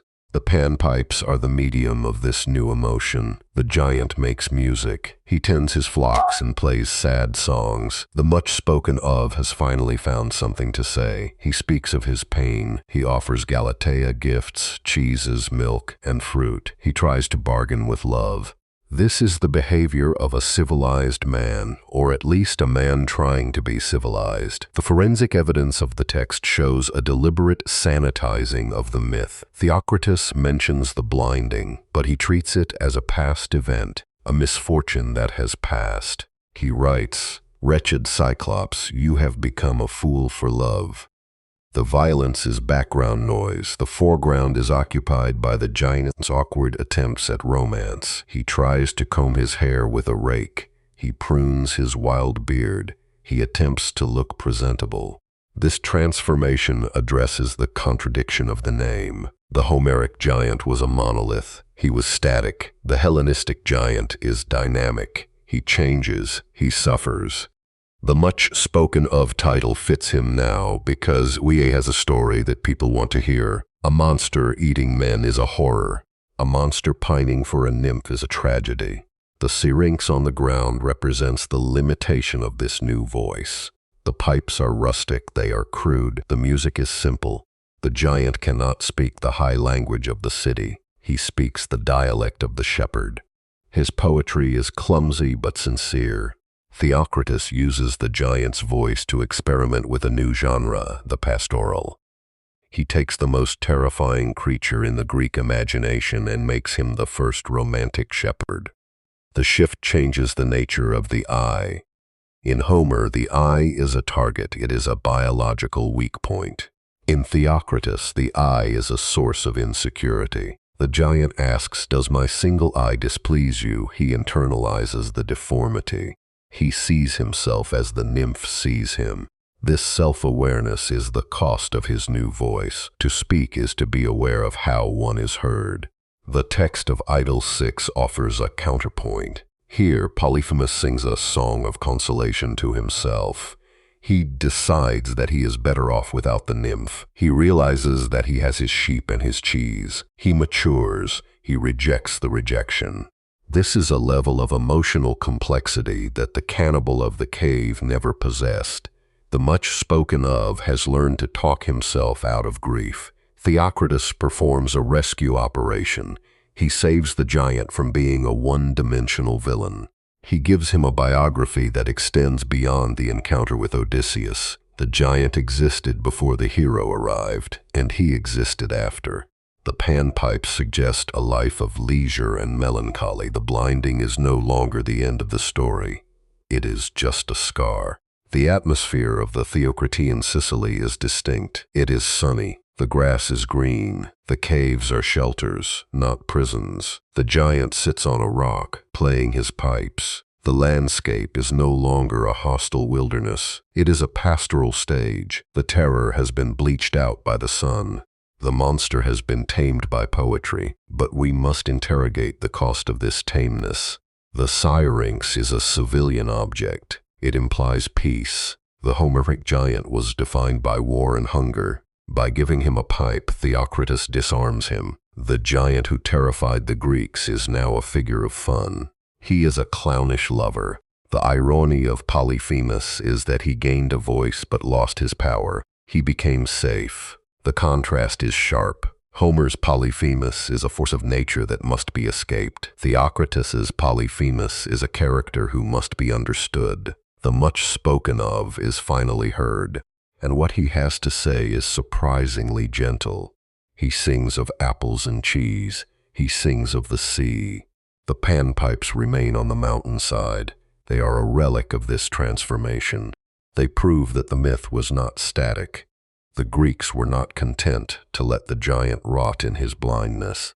They reinvented him. They gave him a name that demanded a story, and then they wrote it for him. The much spoken of became the much sung of. The silence was broken, not by a scream, but by a melody. The contradiction holds. He is both the monster and the poet. The eye that was blinded saw the truth of violence. The voice that was found sang the truth of loneliness. The giant became human, not through civilization, but through heartbreak. The victory over the giant was the cause of the hero's decade of suffering. This is the precise calculus of the Greek heroic code. A victory without a name is worthless. A survival without glory is a kind of death. Odysseus stood on the deck of his ship, safe in the distance, and threw away his tactical advantage for a moment of ego. He reclaimed his identity. The cost of that reclamation was 10 years of wandering and the blood of his entire crew. Odysseus could not resist claiming credit for the blinding. His goal was Cleo's glory, the only form of immortality available to a mortal. He needed the giant to know who had bested him. But his pride created the obstacle of Poseidon's wrath. By naming himself, he gave the giant a weapon far more powerful than a rock. He gave the giant a father. The anchor object is a bronze trident, the symbol of the sea god, looming over a map of the Mediterranean. This weapon is the mechanism of the curse. It represents the total dominion of Poseidon over the waves. The moment Odysseus shouted his name, the trident effectively struck the map. The sea became a closed circuit. The winds turned against the ships. The text of the Odyssey, Book 9, lines 502-520, records the fatal exchange. Odysseus taunts the giant. He calls out, "Cyclops, if any mortal asks you who put out your eye, tell him it was Odysseus, sacker of cities." He could not leave the giant with the memory of nobody. He needed the credit. He needed the fear. Polyphemus reacts not with impotent rage, but with theology. He reveals his lineage. He is the son of Poseidon, the earth shaker. He lifts his hands to the sky. He prays. This is the pivot point. The cannibal becomes a supplicant. The monster becomes a son. He asks his father for a specific vengeance. He does not ask for Odysseus's death. That would be too quick. He asks for a delay. The prayer is forensic in its precision. Polyphemus asks that Odysseus never see his home again. Or, if he is fated to return, let it be late, alone, and in a stranger's ship. Let him find misery in his house. The curse maps out the plot of the Odyssey with terrifying accuracy. The giant dictates the next 10 years of the hero's life from the shore of a small island. Poseidon hears the prayer. The text makes it clear that the relationship between father and son is intimate. The giant is not a bastard outcast. He is a recognized child of God. The blinding was not just an attack on a shepherd. It was an insult to the god of the sea. Odysseus had offended the very element he needed to cross to get home. The contradiction here is absolute. Odysseus used the name nobody to survive the immediate danger. He dropped the mask to gain glory. The mask protected him from the giant's hands. The name exposed him to the god's trident. The tactical victory in the cave was a strategic disaster on the ocean. The hero won the battle and lost the war in the same breath. We must look at the mechanics of the curse. The sea is not a neutral medium. It is a divine road system. To travel, one needs the permission of the owner. Odysseus, by blinding his son, had his license revoked. The winds became hostile. The currents became treacherous. Every island became a trap. The map of the Mediterranean, once a network of trade and adventure, became a maze with no exit. The bronze trident is the instrument of this blockade. The trident stirs the waves. It cracks the earth. It is the tool of the earth shaker. The giant did not need to throw another rock. He simply passed the grievance up the chain of command. He used the bureaucracy of the divine. The hero who prides himself on his wit and his lineage, son of Laertes, king of Ithaca, found his lineage turned against him. He was a lesser son of a lesser god. The cost of the curse is the rest of the poem. The Laestrygonians, Scylla and Charybdis, the cattle of the sun, the wrath of Helios, all of these obstacles are filtered through the lens of Poseidon's anger. The god ensures that the journey is hard. He ensures that the hero is stripped of everything. The sacker of cities returns to Ithaca not as a conqueror but as a beggar. He is alone. He is late. He finds misery in his house. The curse is a check written on the shore of Sicily, and it is cashed in the blood of the crew. The forensic evidence shows a failure of risk assessment. Odysseus calculated the physical threat. He calculated the wine. He calculated the stake. He calculated the sheep. He failed to calculate the social network of the monster. He assumed the giant was an isolated beast. He was wrong. The giant was connected to the highest power in the Greek pantheon. The hero forgot that the sea surrounds every island. The shout of the name is the contradiction hook made flesh. It is the moment the hero acts against his own interest. He knows the risk. He knows the power of the gods. But the urge for fame overrides the survival instinct. He chooses the story over the ending. He chooses to be much spoken of, even if it means he might not speak again. The trident hangs over the map. It is a symbol of the father's protection of the son. The giant, who was blind and alone, had one resource left, his bloodline. He used it. The hero, who had his sight and his men, had one flaw, his pride. He used that too. The collision of these two forces, the god's power and the hero's ego, created the tragedy of the wanderings. The map shows the distance between Sicily and Ithaca. It is a short sail, a few weeks in good weather. Odysseus stretched that distance into a decade. The geography did not change. The politics of the ocean changed. The curse rewrote the laws of physics for one man. The victory in the cave was a credit transaction. The bill came due on the water. We see the giant standing on the shore. He cannot see the ship. He can only hear the voice. That voice is the only evidence he needs. He lifts his hands. He speaks the name. The trident strikes the water. The hero sails away, thinking he has won. He does not know that he has just lost his home. The curse was not a punishment for the blinding. It was a punishment for the name. The nobody was safe. Odysseus was marked. The trident ensures that the debt is paid in full. The bronze tip glints in the sun, a reminder that the sea has a long memory and a longer reach. In art, the moment of violence is often depicted with a strange, calm stillness.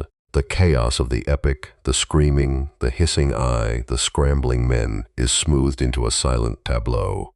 The painter has no option for sound. He has no option for motion.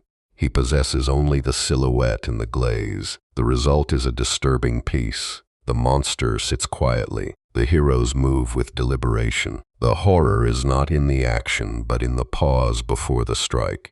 The Athenian vase painter, or perhaps the itinerant Greek artist working in Italy, wanted to capture the climax of the epic. His goal was to freeze the definitive moment of Odysseus's cunning. But he faced the obstacle of the medium. Clay is static. A vessel holds liquid. It does not hold time. To tell the story, the painter had to compress a complex sequence of drinking, sleeping, and blinding into a single, comprehensible frame. He chose the moment of highest tension, the approach. The anchor object is the Aristonauth's crater, a clay vessel dating to the 7th century BC, unearthed in Caere, modern Cerveteri, Italy. It sits in a museum now, but it was made to hold wine. This function creates a dark resonance. The cup that Polyphemus holds in the painting mirrors the function of the vase itself. The object and the image are locked in a cycle of intoxication and violence. On the side of the crater, the scene is rendered in the dark, silhouetted style of early Greek pottery. We see Polyphemus. He is not the towering, shapeless blob of later depictions. He is a man, but larger. He sits on the ground. His legs are tucked beneath him. He holds a large wine cup, a skyphos, in his hand. He is in the act of drinking, or perhaps he is lowering the cup satisfied. His posture is relaxed. He is a man at ease. Behind him, the threat emerges. Odysseus and his men are not hiding. They are not under the sheep. They stand, they hold the stake. It is a thick vertical line poised in the air. The painter has compressed time. The giant is still drinking, but the stake is already raised. The eye is still whole, but the weapon is inches away. The viewer sees the future that the giant cannot see. This calm stillness is a technical necessity, but it becomes an artistic choice. The painter eliminates the gore. He eliminates the thrashing. He focuses on the composition of the trap. The curved back of the giant contrasts with the straight lines of the men. The cup in the giant's hand balances the stake in the hero's hand. It is a balanced equation. Wine equals blindness. Hospitality equals death. The inscription on the vase adds a layer of scholarly debt. It reads, "Aristonothos made me." It is one of the earliest signed vases. The artist wanted credit. He was claiming ownership of the story, just as Odysseus claimed ownership of the deed. The signature competes with the image. The artist says, "I made this." Odysseus says, "I did this." The giant says nothing. He just holds his cup. The forensic detail of the giant's face is telling. On the Aristonothos crater, Polyphemus is often depicted with a single eye in the center of forehead, though sometimes the profile view makes this ambiguous. But his expression is blank. He has no idea what is coming. The calm is actually ignorance. The stillness is the stillness of the target. The painter captures the exact second before the world changes. One moment it is a quiet drink in a cave. The next moment it is agony. We must look at the men. They are not trembling. They are not rushing. In the static medium of clay, they look like statues. They look like they are performing a ritual. The blinding of the Cyclops was not a frantic struggle for survival in this rendering. It was a calculated execution. The calm stillness makes the act look cold. It looks like a hit job. The vase strips away the adrenaline of the text and leaves only the geometry of the kill. The location of the find, Caer, is significant. This was an Etruscan city. The vase was made by a Greek for an Etruscan market. This suggests that the story of the Cyclops had traveled fast. By the 7th century BC, the myth was already a commodity. It was an export. The blind giant was a brand. The Etruscan owner of this vase would have known the story. He would have poured his wine into a vessel depicting a giant being destroyed by wine. The object enacts the myth. The contradiction of the vase is in the timeline. The text of the Odyssey unfolds over hours. The blinding takes time, the escape takes time, the vase collapses all of that. The giant is drinking, the stake is raised. There is no suspense because the outcome is fixed in the glaze. The giant will never finish his drink. He is trapped in the moment of his mistake. He will be holding that cup forever. The calm also serves to civilize the monster. In the text, Polyphemus is a savage. He eats men. He is a beast. On the vase, he sits like a symposiast, a participant in a drinking party. He follows the social cue. He holds the cup. He is engaging in the ritual of hospitality, even if he perverted it earlier. The painting makes him look almost human. It makes the violence against him look more like a betrayal. The painter's obstacle, how to show movement in stillness, was solved by juxtaposition. He placed the cause, the cup, and the effect, the stake, in the same frame. He bypassed the need for motion. He used the static nature of the image to create irony. The giant thinks the story is about the wine. The viewer knows the story is about the eye. The gap between the giant's knowledge and the viewer's knowledge is where the tension lives. The Aristonothos crater is a silent witness. It lacks the scream recorded by Homer. It lacks the hiss of the eye. It lacks the roar of the giant calling for his brothers. It offers only shapes. A man is sitting, men standing, a line in the air, a cup. But the silence is heavy. It presses down on the viewer. We know what happens next. The stillness is the silence before the scream. The violence is not depicted. It is implied. The vase is a trap, just like the cave. It looks like a container for wine, but it holds the memory of a blinding. The calm stillness is a lie. The giant is already dead. He just hasn't fallen over yet. The Greek monster shares an eye with the demon king of the distant Celtic Isles. This anatomical coincidence is too specific to be accidental. The single eye centered in the forehead is a distinct marker of the other in the Indo-European imagination. It separates the monster from the human not just by size, but by perception. The giant sees the world through a singular, terrifying lens. The hero defeats him by destroying that lens. Lu, the Celtic hero, needed to defeat the invincible Balor. His goal was the liberation of his people, the Tuatha De Danann, from the oppressive rule of the Fomorians, but he faced the obstacle of Balor's gaze. Balor was a giant, a pirate king of the sea. He possessed a destructive eye. This was not merely a sensory organ, it was a weapon. When the eye opened, it burned everything in its path. No army could stand before it. The anchor object is a smooth river-worn sling stone, cold and small in the palm. This object represents the technological equalizer. In the Greek myth, Odysseus used a sharpened stake, a tool of the shepherd. In the Irish myth, Lugh used a sling, a tool of the herdsman. Both heroes rejected the sword. They rejected the clash of shields. They chose a precision strike. They chose the projectile. The parallel is forensic. The myth of Balor is recorded in the Cathmaige Tuired, the Battle of Mag Tuired, a text preserved in 16th century manuscripts but rooted in an oral tradition that stretches back to the Iron Age. The text describes the mechanics of Balor's eye. It required 4 men to lift the eyelid using a pulley system. The sheer industrial weight of the gaze contrasts with the simple organic blindness of Polyphemus. Balor's eye is a machine of war. Polyphemus's eye is a biological flaw. Lugh approaches the battlefield not as a wrestler, but as a marksman. The atmosphere is one of technological dread. The Fomorians are misshapen and chaotic, but they possess this superweapon. Lugh waits. He is the many-skilled god. He identifies the weak point in the system. The eye must open to function. That moment of opening is the window of vulnerability. The sling stone spins in the air. The physics are simple. A small mass accelerated to high velocity carries immense kinetic energy. Lugh releases the stone. The trajectory is perfect. The missile strikes the destructive eye. The text is visceral. The stone drives the eye through the giant's head. It exits the back of his skull. The eye is not just blinded, it is displaced, it is destroyed. This outcome differs from the Odyssey.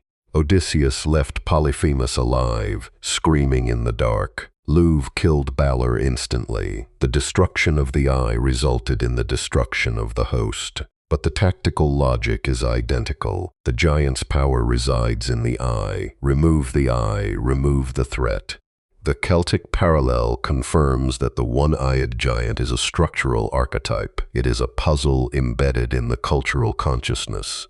The solution to the puzzle is the sharp stick or the flying stone. The contradiction lies like the eye itself.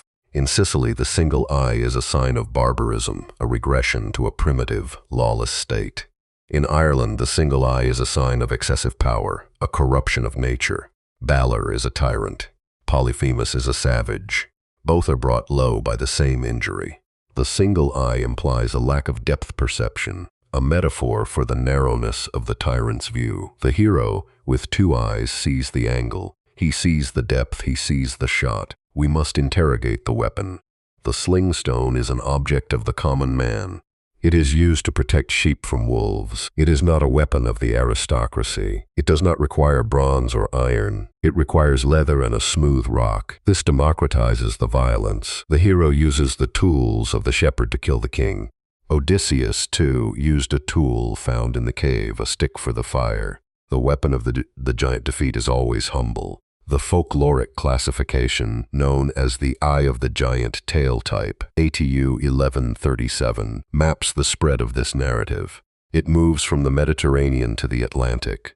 The details shift. The giant's name changes. The hero's name changes. But the core transaction remains. The hero outwits the giant. The eye is the target. The projectile is the method. The sling stone in the palm is a solid fact. It is cold. It is heavy for its size. It feels permanent. It outlasts the giant. We hold it today, and the weight of the myth is in it. The stone that killed Balor, or the stake that blinded Polyphemus, are objects of transition. They mark the boundary between the age of monsters and the age of men. Once the eye is pierced, the monster recedes.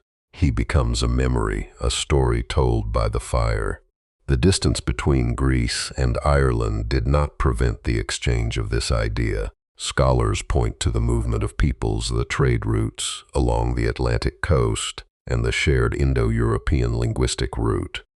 The word for eye is similar. The word for kill is similar. The story structure is similar. The Celtic Parallel suggests that the myth of Polyphemus was not a singular invention of Homer, but a local variation of a widespread doctrine. The destructive eye of Balor adds a layer of danger absent in Polyphemus. The Greek giant ate men. The Celtic giant burned them. The blinding of Balor is a rescue mission. The blinding of Polyphemus is an escape mission, but the forensic result is the same. The giant is rendered helpless. The giant falls. The hero stands over the body, holding the weapon. We see the hero's hand close around the sling stone. We see the tension in the leather thong. The moment is silent. The giant is looming, the eyelid rising. The chaos of the battlefield fades. There is only the hunter and the prey. The stone flies. The bone cracks. The giant falls. The silence breaks. The anchor object, the river-worn stone, returns to the ground. It is covered in blood. It has done its job. It is a testament to the power of the small over the large. The Celtic Parallel validates the Greek narrative. It proves that the blinding was not a random act of violence, but a ritual overthrow of the old order. The eye had to go. The new gods, or the new heroes, could not rule while the giant watched. The sling stone is the ballot in that election. It votes for the hero. The giant is left in the dark, a parallel victim in a parallel world, destroyed by the same logic, separated only by the sea and the centuries. Before they were barbaric shepherds, they were the architects of the gods' power. This is the fundamental fracture in the identity of the Cyclops. In the popular imagination fixed by Homer, the Cyclops is a savage. He is a caveman. He eats raw meat. But in the older theological strata of Greek myth, the Cyclops was a technician. He was a divine engineer. The monster that Odysseus blinded was a degenerate descendant of a race that built the weapons of the sky. Hesiod's 3 Cyclopes aimed to serve the Olympian order. Their goal was the overthrow of the Titans, but they faced the obstacle of the old regime. The Titans were primal forces, immense and entrenched. To defeat them, the new gods needed more than strength. They needed superior firepower. They needed a weapon that could shatter the cosmos. The anchor object is a stylized lightning bolt, forged in iron, glowing with remnants of heat. This object is the signature of the Smiths of Zeus. It is not a natural phenomenon. It is a manufactured product. It represents the intersection of divine will and industrial process. The text of Hesiod's Theogony, composed around 700 BC, provides the roster. Unlike the nameless, isolated Cyclopes of the Odyssey, Hesiod gives them names. There is Brontes, the thunder. There is Steropes, the lightning. And there is Arges, the flash. Their names are job descriptions. They are not individuals with personalities. They are components of a storm. Hesiod places these beings in the heart of the cosmic conflict. They were not born in a cave on Sicily. They were born from Gaia and Uranus, earth and sky. They were cast into Tartarus by their father. They were prisoners. Zeus released them. The transaction was explicit. Freedom for weaponry. The Cyclopes became the arms dealers of the Titanomachy. The forge of the Cyclopes is a place of extreme pressure. The text describes them as strong, stubborn, and overbearing. They possess a single, round eye. This anatomical feature, which Homer used as a mark of bestial deformity, Hesiod interprets as a tool of the trade. The single eye implies a singular focus. It implies the ability to stare into the heart of the fire without blinking. It is the eye of the welder, the eye of the smelter. The creation of the thunderbolt is the pivotal act of the myth. Zeus needed a projectile. The Cyclopes provided it. They took the raw energy of the storm and bound it into a physical shape. They forged the lightning. This is a metallurgical metaphor. The sky is a workshop. The thunder is the sound of the hammer on the anvil. The lightning is the spark flying from the struck metal. This creates a stark contradiction with the Polyphemus narrative. The Cyclops of the Odyssey has no technology. He has no fire. He lives in a primitive state. The Cyclops of Theogony is a master of fire. He commands the highest technology imaginable. He creates the very symbol of divine authority. The gap between the Smiths and the shepherds is vast. It suggests a degradation of the species. The Cyclops fell from heaven into the cave. The stylized lightning bolt represents this lost status. It is a precision instrument. It is not a jagged streak of electricity. In art, it is a symmetrical cast object. It looks like a winged missile. The Cyclops did not just throw sparks. They manufactured artifacts. They armed the king of the gods. The relationship between Zeus and the Cyclopes is one of mutual dependency. Zeus provides the raw power. The Cyclopes provide the delivery system. Without the thunderbolt, Zeus is just another strongman. With the thunderbolt, he is the ruler of the universe. The Smiths of Zeus are the silent partners in the Olympian coup. They stand in the background, soot-stained and sweating, while the god takes the throne. The Theogony records that in gratitude, Zeus allowed them to remain on Olympus. They were not banished. They were integrated. They became the nurslings of Zeus. This term implies a domestic role. They were household staff for the divine regime. Their monstrous strength was domesticated. Their danger was put to use, but the shadow of the single eye remains. Even in this elevated role, they are marked. They are not fully Olympian, they are workers, they are technicians. The gods give orders. The Cyclopes forge the tools to execute them.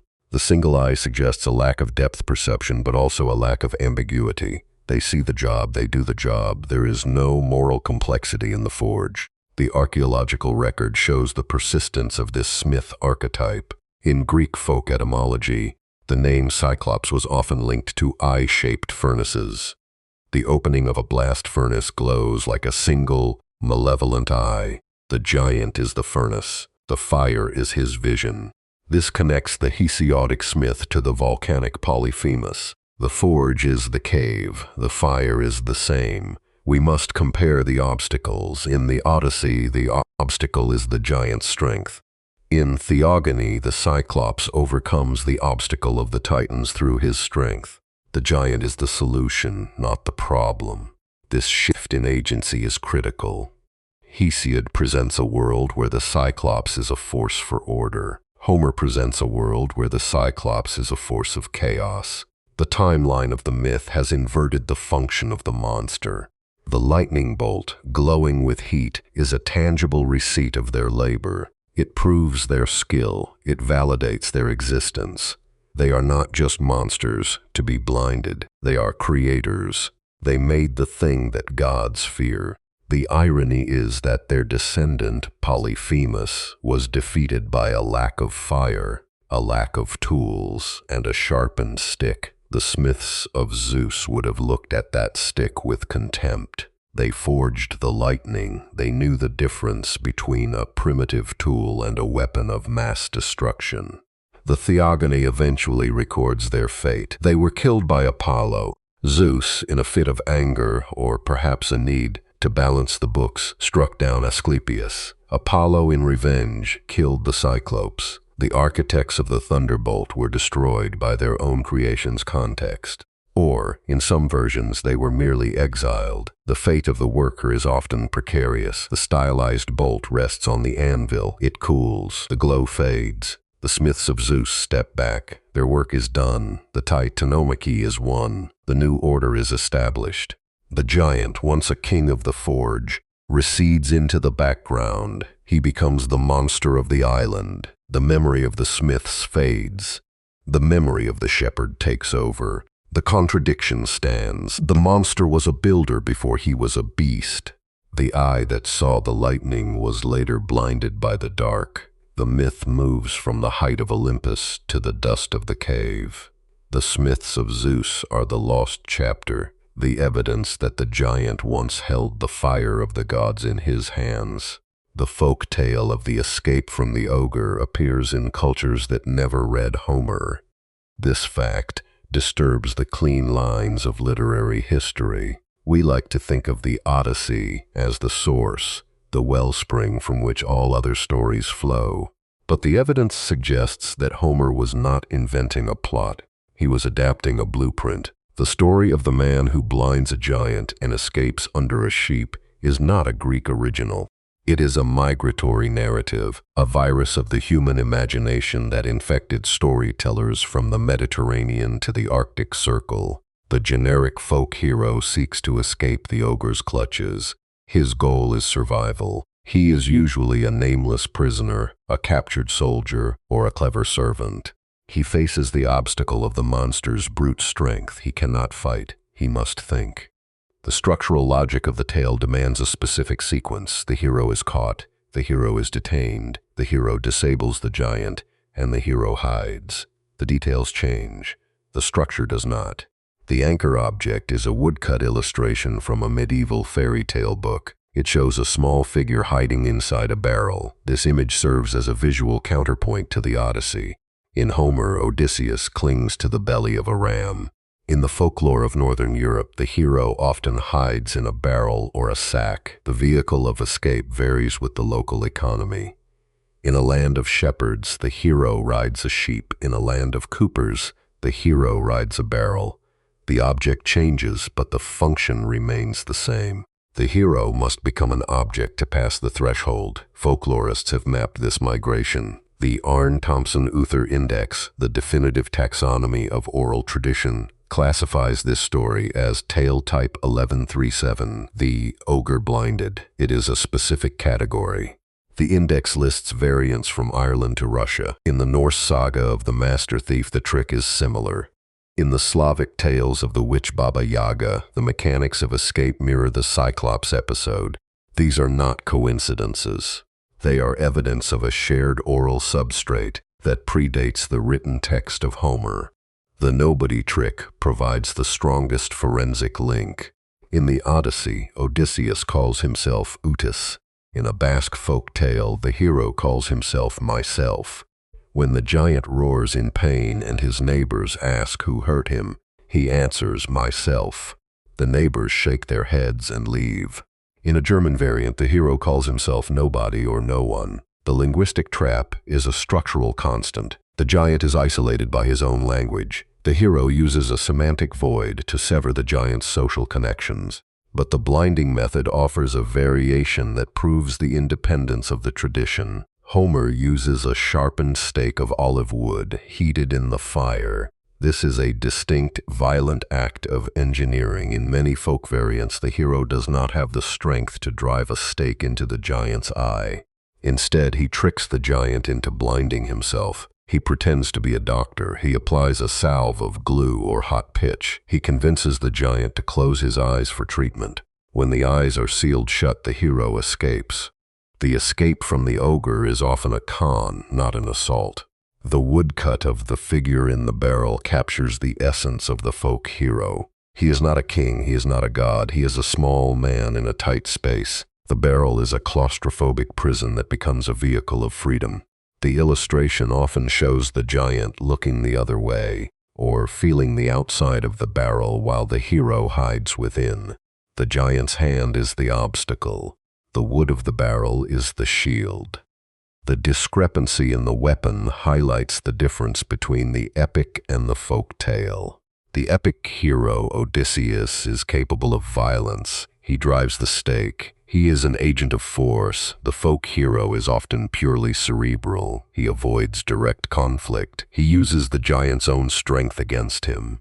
In one variant, the hero challenges the giant to a screaming match. He hides behind a rock and throws stones. The giant screams at the stones. He wears himself out. The hero walks out. The obstacle is overcome by exhaustion, not blood. We must examine the sensory deprivation aspect. In the Greek myth, the giant is physically blinded. In other tales, the hero escapes by putting on the giant's own clothes or by mimicking the giant's voice. The obstacle is always the giant's perception. The giant cannot distinguish between the hero and the environment. The hero blends in. He becomes a sheep. He becomes a barrel. He becomes a voice in the dark. The geographic spread of tale type 1137 suggests an origin in the Indo-European diaspora. The story traveled with the languages. It adapted to the local terrain. Escape from the Ogre is a survival manual for the underdog. It teaches that the big can be defeated by the small. It teaches that the literal can be tricked by the figurative. The woodcut in the medieval book is a page from a manual of asymmetrical warfare. The figure in the barrel is static. He waits. This waiting is a crucial part of the art of escape. The hero must have patience. He must wait for the giant to sleep. He must wait for the giant to drink. He must wait for the barrel to be moved. The folk hero is often a passive agent for long stretches of the story. He endures. He watches. He strikes only when the structural weakness is exposed. The contradiction is that we credit Homer with the invention of Polyphemus. We look at the Odyssey as the great origin point. But Homer was likely a collector, a synthesizer. He took a common story, a story told by shepherds and travelers for centuries, and he elevated it. He gave the generic hero a name, Odysseus, gave the generic giant a lineage, Poseidon. He added the architecture of the epic, but the bones of the story belong to the folk. The woodcut illustration serves as a physical artifact of this parallel tradition. It exists outside the Greek canon. It shows a different hero, a different giant, a different mode of transport, but the equation is the same. Man plus hiding place equals escape. The giant is left with nothing but his empty barrel or his empty cave. The forensic evidence of the escape from the ogre points to a shared human anxiety, the fear of the powerful, predatory outsider, the fear of being trapped in a lair. The story provides a catharsis.